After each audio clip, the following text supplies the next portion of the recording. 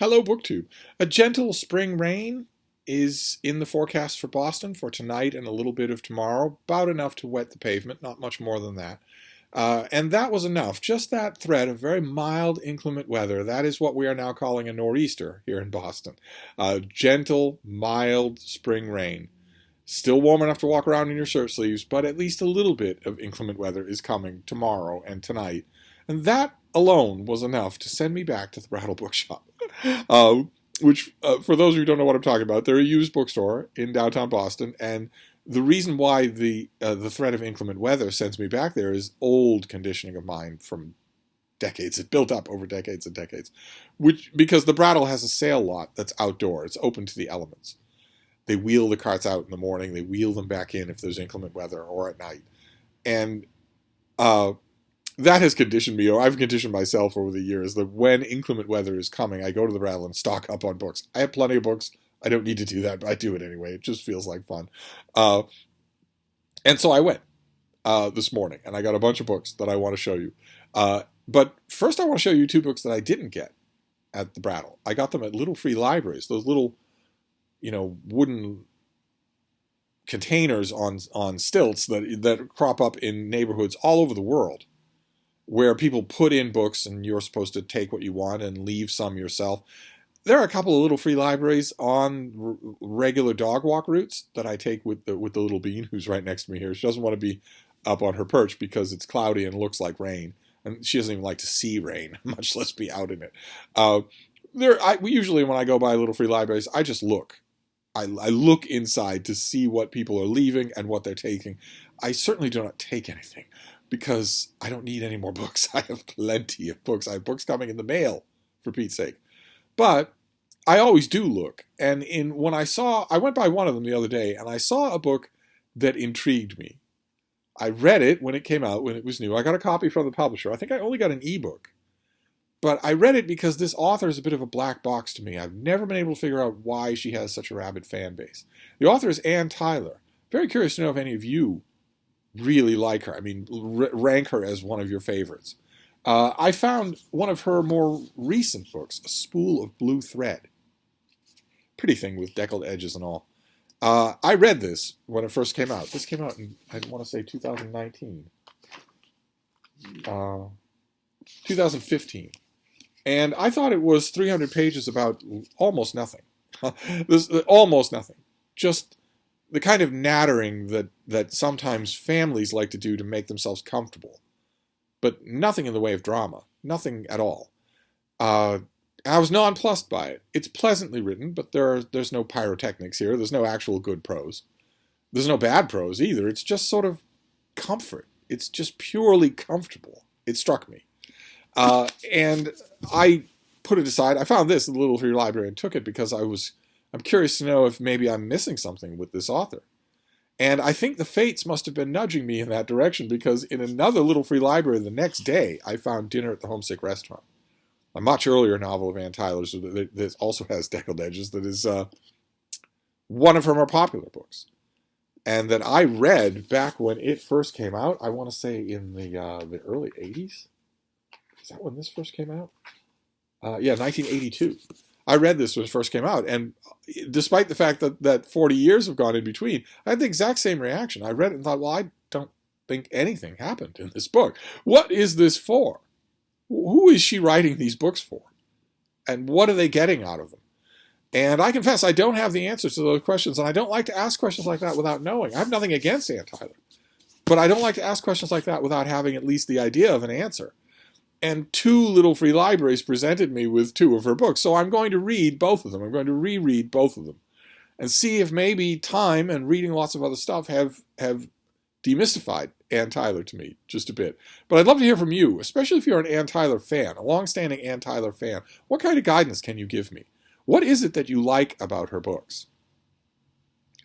Is it possible, along the yardsticks that you use to read her, would it be possible for her to write a bad book? You want to get up there, baby?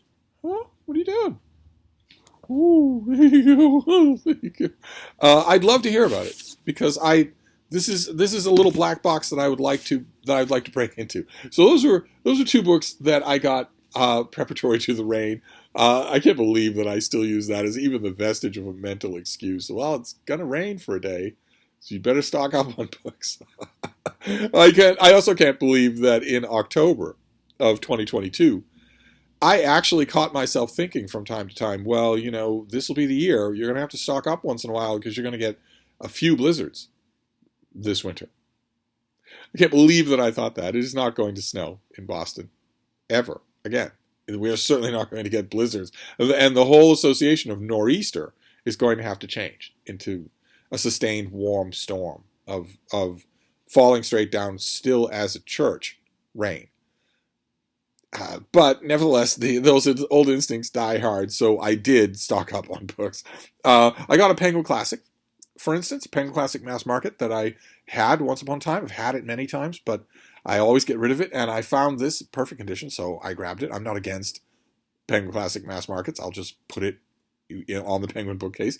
This is Waverley by Sir Walter Scott. This is his debut, his first Waverley novel, a thing that totally revolutionized the world. Walter Scott is not read anymore. Even Ivanhoe is not read anymore. So it's going to seem strange. You're going to have to take my word for it, or Google him if you don't believe me. I'm sure that respectable literary sites or magazine or encyclopedia entries will give him his due. He created historical fiction as we understand it and revolutionized the world. Because not only did he create a kind of fiction, a whole subgenre of fiction, but he was the most popular writer in the world. By a wide margin. Everyone you can think of that writes any fiction set in the past of their own day loved Walter Scott and read him religiously. Everybody. From Jane Austen to Leo Tolstoy. And everybody in between. And Waverley's the one that started it all off. Now, I have all of Walter Scott in ebook, of course. He exists entirely on Project Gutenberg. There's no reason why you have to pay to read him. This has an introduction by Andrew Hook, but I will mainly reading it because the one thing I like about Penguin paperbacks, mass market or trade paperback, is that they're really tough. They can take a read and a reread and a reread. They're not like this thing. Well, let's find out since we're not pressed for time. This Penguin edition came out in 1985. I have plenty of mass market paperbacks from 1985 that would not stand a vigorous reread. They would fall apart. Penguins are really well made. So then we have another paperback. If I remember correctly, is this the only other paperback? Yes, it is. This is the only other. I only got 2 paperbacks. I had to lug these things, and oh boy, do I have a lot to report for Bag Tuesday. Just you wait until tomorrow. But this next one is a Shakespeare book. And it's one that I have wanted to find at the Brattle for a long time. When did you first come out, my darling? 1996. And I read a copy of this at the library that I was using at the time, one of the libraries that I was using at the time, and loved it. And just thought, the Brattle will provide, sooner or later, a copy of this will come my way that I can buy and own and annotate. And I found it today. I'm so happy about it. This is by Michael Pennington, and it is Hamlet, a user's guide. Michael Pennington is a age-old, dyed-in-the-wool actor on stage and screen. So much stage time, so many roles of so many different kinds. And this is all about Hamlet. He has encountered Hamlet endlessly, watching the performances of others and being in Hamlet in many different roles. He was Fortinbras before he was Hamlet by a long shot. And this, I remember this as being just so good, so invigoratingly good, but also so theater literature dishy in a way that I just love. I love it when that's done well, when it's done knowingly but without malice. And Pennington does. Absolutely he does. He opens the book with, if I remember correctly, a scene where he is in Italy and he is filming... is it Summer's Lease? John Mortimer's novel, Summer's Lease. I think he's filming a TV show version of that there with a great big cast, including John Gielgud. And they're on the set one day. He opens the book. They're on the set one day when word is brought to them that Laurence Olivier has died. And if I remember, I should look and see to make sure. But at one point, Pennington writes, "We all tried not to look at Gielgud." because he and Olivier had this enormously long, contentious, but also loving dual relationship on the stage for so long. There's also, here, I'm going to have to read this. I might as well just open this thing up. I'm so happy to find this thing. Another thing that he does really well is catty little anecdotes that are fun. They're not meant to be mean for anybody. He has a ton of them for Olivier. He got to know Gielgud and Olivier really, really well. And there's a great little footnote here that I want to read you about Olivier. Olivier would no doubt have enjoyed the tale I was recently told that Olivier, experimenting tirelessly with where to place the ghostly microphone for the recording session, was invited by a frustrated sound engineer to try an orifice he hadn't thought of. To which he responded enthusiastically, "Oh, do you think that would work?" But I also want to point out, hey, let me find an example here. I want to point out how good Pennington is on Hamlet. Let me see if I can find an example. He's very, very good on Hamlet. Here he takes you through everything, every bit of the play, stage by stage, moment by moment. But if I remember correctly, and I do because I loved this book, it's the personal stuff that will really grip you. This is an actor who has engaged with this play, not a critic who is merely reading and analyzing it, although his analyzing of it is really, really good. I want to read you just this part. Yeah, here we go. The play's most pathologically interesting feature is also its cheapest effect, Hamlet's madness, a highly negotiable term, upon which airs of all heats have been expended. Apart from its dubious tactical value, assuming an antic disposition is more likely to draw attention to him than give him an alibi, this madness almost makes the play unplayable, since it makes fools of the rest of the cast, many of whom are not supposed to be fools. It also sets the central actor on an unrewarding search for eccentric dress and funny voices. In fact, aside from a few moments of calculated gibberish, Hamlet speaks nothing but searing good sense throughout the play, a lucidity that drives everyone else to distraction, rage, and sorrow, and drops liberal hints about his pretense to all the wrong people. Gertrude keeps changing her mind about his condition, eager to believe that he is mad only in craft, but becoming ever more lyrical in her description of his insanity. Polonius, the arch politician, at first thinks Hamlet is mad, and then changes his mind when he finds himself mocked. The only person who sees through Hamlet without effort is Claudius, himself a dissembler. He is the most skeptical, but also the most inconsistent, using terms for madness and assumed madness interchangeably. The most damaging case is that of Ophelia, with whom Hamlet is extremely explicit, rejecting and denouncing her in a tour de force of sexual rhetoric, which she then describes as the ravings of a noble mind overthrown. This makes her stupid or vain, and her lack of vision leaves the part almost unintelligible, depending on a virtuoso performance of the mad scene. That is just wonderful. That is just absolutely wonderful. It goes on and on from there. Notice that is not an analysis of the play. That's an analysis of who knows who on the stage. That's just wonderful. I love this sort of thing, this sort of dedicated discussion of any kind of Shakespeare. But to find this thing for $1, I was very happy to find this thing for $1. Then we have this thing. This is a hardcover biography. This is by Mark Ferro, his biography of Tsar Nicholas II, last Tsar of the Romanov family. I saw this the other day at the Brattle. I knew that young Micah Cummins, here of BookTube fame, was interested in the Romanovs, and I couldn't remember off the top of my head if he had this volume, so I left it behind, which is always a bad idea. I always give advice to the contrary. If you see something you're even vaguely interested in, grab it. It's only going to be $3, so grab it, because it won't be there when you go back. But I didn't. This time, I wasn't sure whether Micah had it or not, and I emailed him, and I asked him if he had it, and he said, "No, I don't." And I said, "Well, should I go back and look for it the next time I'm at the shop?" And he said, "You should go back and look for it, and if you don't, you are a soy boy cuck." What are you going to do? It's always the nice ones. So I went back, and miracle of miracles, I found it. So that'll be making its way to Micah. Then we have a rebuy. I had this once upon a time, and very much appreciated it. I won't say that it's a cover buy. I'm a big fan of Napoleonic era seafaring fiction. This is by Julian Stockman. This is the Hodder and Stoughton. This is the UK hardcover of his book Tenacious. I got this once upon a time. I hauled it on this channel, and I got rid of it to another fan of Napoleonic era seafaring fiction. What can I say?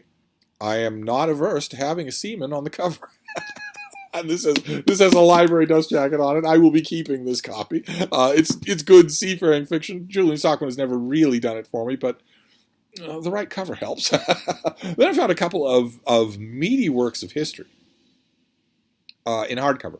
I had both of these things from publishers in hardcover. Got rid of them. Never see them in hardcover anymore. Never in used bookstores, the Brattle or anywhere else. So when I saw them both right next to each other, I grabbed them because I remember them having fairly a lot of meat on their bones. The first one is by John Darwin. I remember this being much the better of the two. This is After Tamerlane, the hardcover of After Tamerlane. His study of empires after Tamerlane the Great, all the way to the doorstep of the present day, and what they're like. Especially he especially concentrates on the brutal empires, the ones that held themselves together with violence, or the threat of violence. But he's a wonderful, deep thinker, and I don't know why I got rid of this volume when I first got it. I got this. This was from Bloomsbury Press. This originally came out in 2008. I was overjoyed to get it from the publishers. I'd only just recently, a couple of years before that, come back into the world of reviewing. So to get things like this again was freshly wonderful. And I have to confess that wonder hasn't gone away. I'm still overjoyed to get things like this in the mail. I did just today. But I'm due for a reread. I mean, that's a long time. That's almost 20 years. So the same thing with this next one. I like this next one. I've had it. I had the hardcover. This is from Viking. And Penguin made an Orange Spine trade paperback that I had once upon a time. I think I hauled that on this channel as well. Both long gone to other recipients out there, to you. But this is by Chris Wickham, and this is The Inheritance of Rome in the hardcover, which I never see in used bookstores. I never see either one of these in hardcover in used bookstores, so I grabbed them both. And this is just the Dark Ages, the so-called Dark Ages, where he goes at them again. Re-examines them, re-examines, I think this is part of a series of the history of Europe. This might be technically the first volume in that series. But I remember liking it very much, and liking a lot of... the writer has some writerly quirks that took me a little bit to get used to, but I like them. Once I did get used to them, I like them. Then this next one, never seen this in hardcover before. Once upon a time, I had a very pretty mass market paperback, and then it fell apart. I read it until I destroyed it. I've reread this book a few times. I reread it until I destroyed it, and then years later, the publisher came out with another very pretty, very different mass market paperback. And I got that, had that forever and ever, and then that is gone too. Lost in a move, lost to a puppy, lost however. Now I have a big hardcover with a library dust jacket on it. I imagine this one will probably stay. This will probably be the finished one. And this is Faye Kellerman. This is her book, The Quality of Mercy, which, as you can tell, is a historical novel. It's not a contemporary murder mystery. It's a big, fat historical novel. Somebody made sure to let me know that this copy was signed. I'll have to get that sticker off there. But this is the story of an adventurous young woman she's impatient with the sexual repression of her day. She's the daughter of Dr. Lopez, Queen Elizabeth's personal physician, who we've encountered a few times on this channel in various guises for various reasons. She's his daughter, and she falls into the habit of dressing as a young man in order to go out and about and see the world without anyone caring about, the proprieties. And she encounters a playwright named William Shakespeare, who is on his own mission out in the world to hunt down to find out the identity of the killer of a friend of his. And they fall in together. And if that sounds a lot like the plot of Shakespeare in Love, well, I'm not going to comment on it, Lord knows. But I have not read this thing since that original mass market that had, I believe, a lute on the cover. That old mass market paperback I read a couple of times and really enjoyed it. And then there was that newer mass market paperback that I think I bought a copy for like $7 because I loved how it looked. I thought, you'll reread this. But I don't think I ever did. I think I sent that mass market away without rereading it, the second one. So I haven't read this, and this came out in what, the late 1980s? 1989, yeah. So this came out a lot. That's the whole time that I read this when it came out in 1989, and then in 1990 or 91 it would have come out in paperback, and I probably read it then. I probably read it again in 92. So this is a long time. This is 30 years. So very happy to have it. Never seen it in hardcover before. So I'll put it on the pile for March Mystery Madness, because there is a mystery in it. I mean, Faye Kellerman is known, along with her husband Jonathan, as writer of contemporary murder mysteries. This is, I think, her only historical work. But there is a murder mystery in it, so it does count. And then finally, the last thing I got, we saw just the other day, I got a lovely copy of Moll Flanders by Daniel Defoe in an older illustrated hardcover with an older dust jacket on it. And someone must have got a bunch of those. Maybe there was a whole set. I think this is the Bibliost Society. Might have brought out all of Defoe this way, I don't know. But I found Roxana, which is a far less well-known novel of his last novel, that he wasn't completed at his death. And this is the same thing. It's the same production. Same person obviously had it. It's got the same style of illustrations. And I have not read Roxana. Oh my. I had a mass market paperback of this. Oh, I don't even know how long ago. I read it then, and I think I read an annotated text for school. But it's been forever. It's been the whole lifetime of a lot of the people who are watching me now. So it's well due for a reread. Definitely due for a reread. I remember finding parts of it tremendously enjoyable, although Defoe is difficult to pin down. It's difficult, really. I think, despite all this time, I think he is one of the most difficult authors to really get. I wish that I've read the 2 biographies of him that I've come across in the last 40 years. I don't think either one of them really did him justice. And maybe he's just one of those authors that you just have to read his works and not worry about the biography at all. But how's that for a classic that will go in the little book room? That is wonderful. So we have Roxana by Daniel Defoe in a beautiful illustrated old edition. We have The Quality of Mercy by Faye Kellerman, her Shakespeare in Love novel about a young woman and a young Shakespeare. We have The Inheritance of Rome, and also After Tamerlane. 2 works of relatively recent history that are really good, that are really meaty things, well worth having. We have Tenacious by Julian Stockman, little action in the forecastle.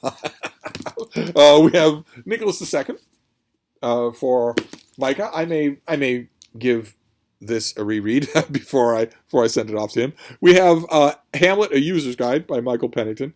That is Michael Pennington on the cover. Very happy to have this at last. Probably that is the one that will be the most immediate reread. Then we have Waverley in the Penguin Classic. And 2 Ann Tylers that were procured from little free libraries. Sort of the long and short of her career. Although Dinner at the Homesick Restaurant, I think, was novel number 10, right? Or novel number 8. It wasn't anywhere near her debut. And I'm having trouble remembering now or what her debut was. Was it Morgan's Passing? I don't remember. I know what author. You know, no one would consider her a major author, but what would we consider her? What is she? That I would love to know from any of you who are longtime fans of hers. But anyway, that was a nice preparatory trip to the Brattle to stock up on a few books before it gently rains for a few hours tonight. Yes, because that's the state of nor'easters in New England now. Maybe not for New Hampshire and Vermont, but it's going to be a complete non-event for Boston. So I will wrap this up for now, but I will not be going back to the Brattle this week. I doubt very much that I will be. So we're going to have to hold on. These books are going to have to do until next week. So I will wrap this up for now, and I will see you then. Thank you, BookTube.